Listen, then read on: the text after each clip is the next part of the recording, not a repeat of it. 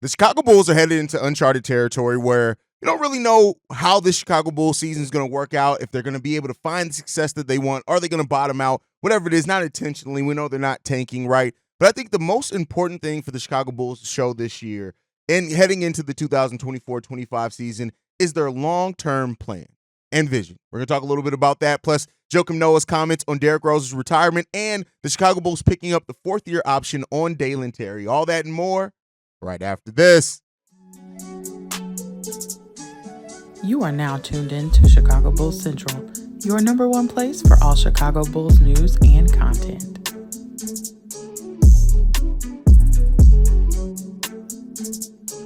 What's going on, Bulls fans? Welcome to another episode of Chicago Bulls Central, your number one spot for everything Chicago Bulls related. I'm the host, Derrick Haize, but more importantly, you guys can follow the channel at Bulls Central Pod on every social media platform we happen to be on. With that being said, let's go ahead and get into this content today, y'all. And I want to start this one off talking about the Bulls and how they need to start showing long-term plan making, right, when it comes down to how they're going to build out this team. And so the way that I look at it is this, right? Teams, when you look at teams that really build long-term successful, programs, right, and develop something, is that teams either need a great player to build around, meaning that you have that young player that has shown that you feel is on that superstar timeline, and eventually he reaches that, right? And then you've built solidly around role players around that over time, whether it be through drafting, adding through free agency trades, whatever it is, right? Or you have teams that have two really good players, but not a singular great player, and because they have those two really good players, they still draft well, right? Or they attract other things and they build out this really solid, like, overall team. That's kind of how the Bulls did it as well, leading into before they had Derrick Rose, right? Is that they had a team full of just really damn good players, right? Really, really solid players. They established a play style, they established identity, they established a system. And then, even though they changed coaches, right, going from Scott Skiles to Vinny Del Negro to eventually Tom Thibodeau, but as they were building that core, right, Scott Skiles was there throughout most of that. And then you brought in Vinny Del Negro. You then had him, after you brought in Derrick Rose. And, he was the coach there for the first couple of Derrick Rose seasons. And I still think Vinny Del Negro is kind of an underrated coach. Not a great coach by any stretch of the imagination, but for establishing that, I think he did a pretty damn good job. And you had Tom Thibodeau to come in, build off that, and take it going forward. And so, the Bulls really now, when you look at it, right, they don't have that singular great player to build around. Zach LaVine has been good. Zach LaVine is a damn good scorer, right? But he's, it's been shown now, at least in the way that the Bulls did it, unless they have a better plan now, they weren't able to build something around Zach that was sustainable to go off and win playoff series, right? So they're hoping now, you're looking at this core and they're trying to strike gold on a member of this young core, right? Whether it means that, somebody, like a Kobe White continues to ascend, right? Maybe it's Josh Giddey, maybe it's Io, maybe it's Patrick Williams, maybe it's Modest Bucilis, right? Hoping that one of these young guys really hits off into the stratosphere. And then at that point, you're starting to, kind of have that clearer vision, right? Or that you're at least building around players on similar timelines. Not everybody's on the same exact timeline. Kobe's a lot older, for example, than like a Modest Bucilis, not by much, but their timelines are on enough similar path that if Kobe White is able to hit, right, and he's able to come into this season and really take his game another step. And I've said it before. It's not about, for me, Kobe White going from a 19-point per game score to all of a sudden becoming 26, 27 points per game. It's about the refinement. Like, I think a Kobe White that can average 22 points but be more efficient, do it more consistently as well. Because keep in mind, Kobe still averaging 19 points per game, but that last month of the season was pretty rough for Kobe White. So, getting to that place, I think that, that's another step up. And then you're trying to build those solid pieces. And the Bulls right now, at least the way that I look at it, you can tell me how you feel on this team, is that so far right now is that the Bulls are hoping that it's the sum of the parts, that these young players really start forming a solid core, right? And then, maybe you're hoping that, still holding out hope that one of these guys excels, or that, with building that core and building a team full of young players that hopefully at some point are able to go off playoff runs or be that scrappy team, that then you can build something kind of more sustainable going forward. But I still think one of the things that the Bulls are trying to do so far, they're not tanking. I want to be clear here, and I know a lot of Bulls fans still think or hold out hope that this team's going to try to bottom out for the Cooper Flag sweepstakes or whatever. This team isn't tanking, right? But I think that they still have hopes that there's a diamond in the rough on this team. And that's, that remains to be seen. Some people have more hope in that than not, right? That there's a diamond in the rough, somebody who steps up and, Josh Giddey still being 21 years old, Modest Bucilis being, 19, about to be 20 years old, right? You still got Julian Phillips, who's really young here. We still got some really young players that haven't really shown a lot in their careers yet. One, because Modest Bucilis is a rookie, right? So you're hoping that, those guys can really develop. But right now, the Bulls are still in this place of trying to see, in my opinion, what sticks to the wall. And, I get it with where we are right now, right? Of course, as Bulls fans, as people that root for this team, as people that are invested, we kind of hope and wish that this team is going to be a little bit more aggressive about going out and finding that guy. And, of course, for a lot of people, that they look at that as saying your best case for that is to bottom out and try to get this Cooper Flagg guy or anybody else in this draft, because it's not just, Cooper Flagg's a name you're going to hear talked about a lot, but there are really solid players. And I think people are forgetting this is labeled as one of the deepest drafts here in the last few years, not just because of Cooper Flagg being on this roster. It's because, coming into this draft, it's because of more than that as well. You still got Ace Bailey. You still got Dylan Harper there. You still got Hugo Gonzalez, which is a guy that I'm really starting to like in this draft. Trey Johnson, another freshman that keep an eye out for as well, that I think could have a really big season and really work himself up. There are a lot of players that are projected to go in that top 10 as well. And you guys know one of my favorite guys is Malik. I believe it's Hire Malik, the 7'2" center, 250-pound center out of Duke. I like more and more I see the tape of this guy. I really like this guy and what he's going to bring as well. So, there's more. It's more than just Cooper Flagg, right? And Cooper Flagg is going to be the name, of course. There's one name in every draft that you hear, especially before the college season starts. So you're going to hear more than others. But there are a lot of names in this draft that can help the Chicago Bulls so much in trying to, get to that next and ascend to that next level. But the Bulls are still in a place where you just don't know, right? As much as I loved Kobe White's season last year, and I said very many times, Kobe White deserved to be the story for the Chicago Bulls last season. He just did, right? He deserved to be the most improved player. I told you he didn't get the award, but we all know what it is. Politics got a hold of that. But this Bulls team is still hoping. And if they don't find it, then yeah, they're probably going to have a tough record. They're probably going to have a rough record. They're probably going to have, a potential to keep that top 10 pick. And I just named it. There's a lot of players that can go in that top 10 that can still help the Bulls a lot. Now, I wish the Bulls had more outright control of their destiny in a draft like this. I wish they had their own first round pick outright in a draft like this, because that would mean that regardless of how it happens, that the Bulls are going to keep their first round pick. Unfortunately, between lottery luck, this team maybe being too good to be a bottom 10 team, lottery misfortune is the word there, because, the Bulls could finish with a bottom 10 record at number 10 and still a team could leapfrog them and they could get pushed to number 11. And then that would be the most Bulls type thing to happen. But the thing is, what's the best case scenario for the team right now? And I'm not talking about what happens with the draft pick. I'm talking about with the personnel, right? That's what I want to kind of focus on here. And I think in the short term, the Bulls are hoping that Kobe White, Zach LaVine, Ayo Dosunmu, Josh Giddey can form a nice rotation at that 1, 2, and 3 position. That those guys really show that they can bring a lot and that they can bring some solid foundation with, Kobe and Josh Giddey's ability to play make. Ayo Dosunmu's there as well, right?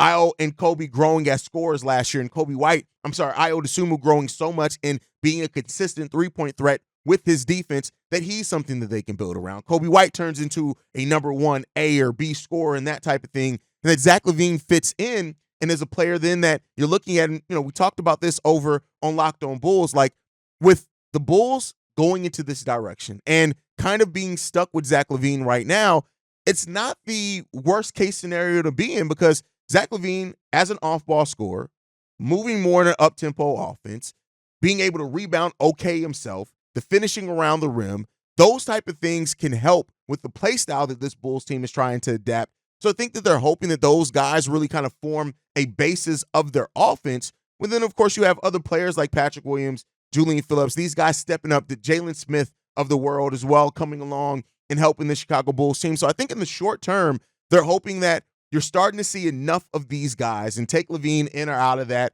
depending on how you view Zach LaVine and his future with the Bulls team. But then I think long term as well, they're hoping that Kobe White's growth last season was legit. And I also think Modest Bucilis, they're hoping as a player that was projected to go into the top 10 that he shows a lot of maybe ability to be a player that they can build around going forth in the future. Doesn't necessarily mean that Modest Bucilis has to be a star level player, right?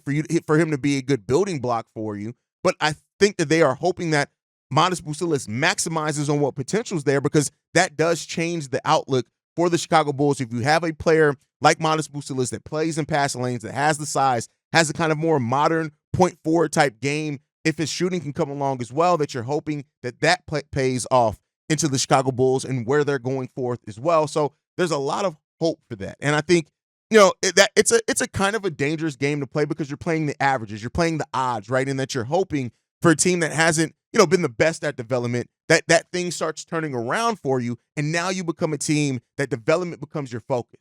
And that's the part of, in what the Bulls have done the last couple of off seasons.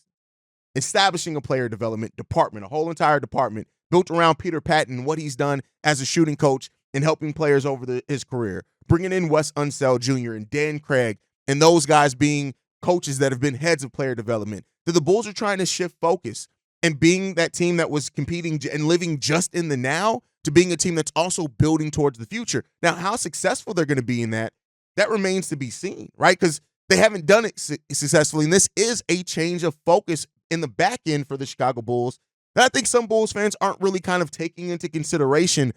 And how successful they are in that next phase is going to be hugely important to how this future works out for the Bulls and how successful they can be in building a foundation. And, that's the thing. The long-term goal, the long-term planning has been one of the shortcomings of this front office since they've come here. They've kind of been too in the now, and now shifting towards a long-term focus. I'm willing to give them a chance, and we'll see what develops here for them, and let's hope that they can start turning that around.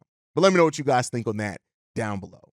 Now, next up, I want to talk about Joakim Noa's comments on Derrick Rose's retirement, where he said this. And so Joakim Noa, in responding and talking about Derrick Rose's retirement, he said this: "Hope is a powerful emotion. You always represented hope in human form. It was an honor, a privilege, and a real pleasure sharing the court with you. The memories will never be forgotten, stories for days. Our relationship grew even more when we faced adversity. We never won a championship, but as a teammate and as a friend, I want to tell you I'm grateful. I couldn't be prouder to have laced them up with you, homie. You deserve your flowers and your respect, Pooh. Thank you for the memories. Basketball or no basketball, we are brothers for life." And the dynamic and duo that Joakim Noa and Derrick Rose formed is one of the best, if not the best, in Chicago Bulls modern fandom, right? Like, and I said it in yesterday's episode, is that for many Bulls fans currently, their height of being a Bulls fan is the Derrick Rose era. They didn't live through the Michael Jordan era. They maybe came in on the back end of it. Maybe they were alive, but not really kind of like alert and understanding basketball towards the end of that Michael Jordan era. But the Derrick Rose era is the heyday for many modern Bulls fans, and you just can't take that away. And I love that he said that he always represented hope, because that is what Derrick Rose represented for a city, for a franchise. He represented hope that we were going to come out and be able to maybe gain and regain what we once were. Derrick Rose has offered the most hope that Bulls fans have had in the last 20 years. And, it's always was going to be important to me to hear how Joakim Noa talked about Derrick Rose and how he congratulated his career, because Derrick Rose he means so much to a segment of basketball fans that it's honestly ridiculous. And, to go back and to live in that moment, right? To be, when you were so caught up in that moment, you kind of forgot just how much Derrick Rose reinvigorated a city, right? To reinvigorated a city that had lost hope in the Bulls. Not to say that the Bulls were bad, right? Because that Bulls team had actually started regaining some hope and was actually a team that a lot of Bulls fans were very proud that they wore that Chicago Bulls jersey, with how tough and scrappy that team was. But then you added Derrick Rose to that, and the hope exponentially went up. And it kind of reminds you now, to link this back to where we are right now, is that the Bulls have no hope. And that like, when you look at I don't mean that we don't have hope in our players. We do have hope in Kobe. We have hope in Modest Bucilis, right? We have hope in Ayo Dosunmu. Like, a lot of you guys are very passionate about those players, but the hope of actually being able to accomplish something, right? Like, he gave you something, a city, a franchise, something to rally around. And the Bulls have not had that in a long time. Even when you look at Zach LaVine and his ascension, right? There are always people that doubted Zach LaVine still, right? And understandably so. Even when DeMar DeRozan was going through his streak of breaking Wilt records, always people. I was one of those people that had doubt, right? And so having a player that you look at that just by the nature of that player being on your franchise raises the bar so much for where you think your team can go, that's the type of hope that this franchise is missing right now. And the question is can the Bulls find that hope again on this roster? And that's what we're trying to find out. Actually, we're hoping to find hope, right? We're hoping. We have players that we have affinity for. We have players that we understand, that we like, that we love, that are scrappy, that we appreciate on this team. But no player that brings the type of hope that a Derrick Rose brought. No player that brought the type of hope and wonder that Michael Jordan brought to a franchise, right? There's a lot of that still lingering for this team, and that this team is hoping to be able to find again. And so in that chapter of Derrick Rose's career finally closing and ending where it's ending, right? And not being a Bull, and that's all fine, but that hope still being there. That's what we're trying to get back to, is getting to a place of having big hope for this team. And let's hope that the Bulls can find that again. Let's hope that Modest Bucelis is a diamond in the rough. Let's hope that Kobe White takes another step up and we look at him even more like that player that we all want him to be. The Bulls don't have hope, and it's been repeatedly pulled away from us every step of the way. Every time we feel like we make a step, we take a couple of steps backwards. And as a franchise, we're trying to get back to that place where the city, the fan base, the fans, the players all have hope. And that's what Derrick Rose represented. That's what he's going to keep representing. And let's hope that this team can find that again. Now, before we go, I want to end this talking about another kind of modern, Bull thing. The Chicago Bulls picked up the fourth-year option on Dalen Terry, and he's going to be here now at least one more year after this year. And then the Bulls have to make a decision. And Dalen Terry sits in a very interesting place right now, right? In that he hasn't gotten an opportunity to show a whole hell of a lot. He just hasn't, right? We know that the opportunities have not been there for Dalen Terry a lot. And one could say, well, Billy Donovan hasn't played him a lot. Or one could look at it and say, has Dalen Terry shown enough to earn that role? And so looking at it now with Bulls picking up their fourth-year option, which they were always going to do on a player that just turned 22 in July, and I know some people are already writing Dalen Terry off as a bust. I don't do that. Not at 22 years old. To me, you got to be 24, 25 before I'm willing to do that. And we'll see what Dalen Terry is, but he now has 2 more years to show and prove that he can be something. And while the game slowed down a lot for Dalen Terry last year, going up for playing 38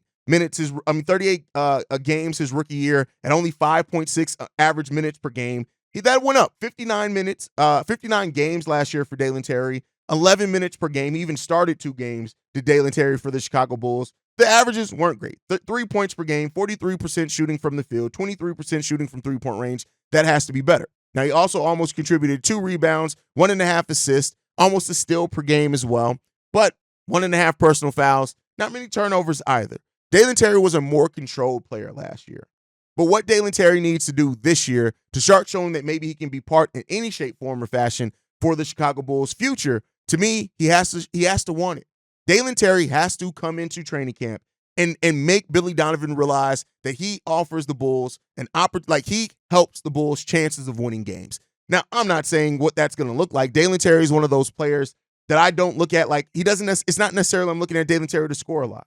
I'm looking at Dalen Terry to be active, play in transition, pass a little bit, block, rebound a little bit, right? Score in transition, especially with this bench unit that is shaped up to be a unit that is going to like to get out and run with Ayo Dosunmu leading that fast break.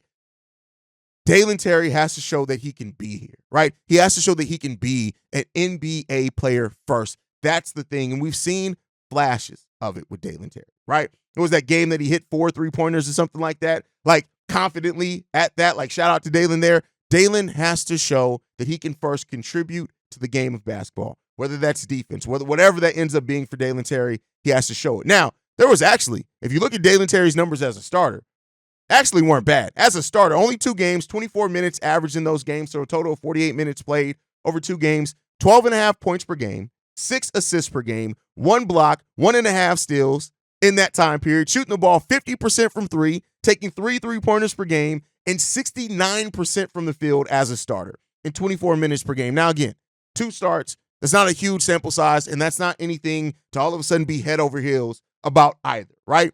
But it does show that there is still some potential in Dalen Terry. And I hope that he can show him, because I tell you what, Dalen Terry can go from a player that came in, that was raw, that, that the Bulls had some hope for, to just being the next Chicago Bulls draft pick that ended up failing. That's what it could be. And we can see if that's going to be the case for Dalen Terry. We hope not, right? We hope that Dalen Terry is going to be able to find a pattern. And listen, this isn't about Dalen Terry becoming a starter, becoming a star, or anything like that. This is just Dalen Terry showing that he can be a solid bench piece for the Bulls. Let's do that first, and then maybe we hope for more. And, we've seen players that, and because, again, as I said in the earlier segment, the Bulls haven't been best at development. This is your time. This is your opportunity. Let's see what Dalen Terry brings over the next 2 years. Let me know what you guys think. I want to hear from you guys on this one. Does Dalen Terry end up just another Bulls player that ends up a failed draft experiment? Or does he end up a player that maybe can turn into something as far as a bench role player for the Bulls, or even more? Let me know what you guys think on that down below. Make sure you guys are following the channel at Bulls Central Pod. You can send us any feedback, questions, comments, concerns. BullsCentralPod@gmail.com. Lastly, if you want to leave a text message and our voicemail for the mailbag, the number to do so, 773-270-2799. We are the #1 spot for everything Chicago Bulls related. That's thanks to you guys. And like I like to end every episode on, go Bulls. Love you guys. See red if you can, y'all. Peace. This has been a presentation of the Break Media.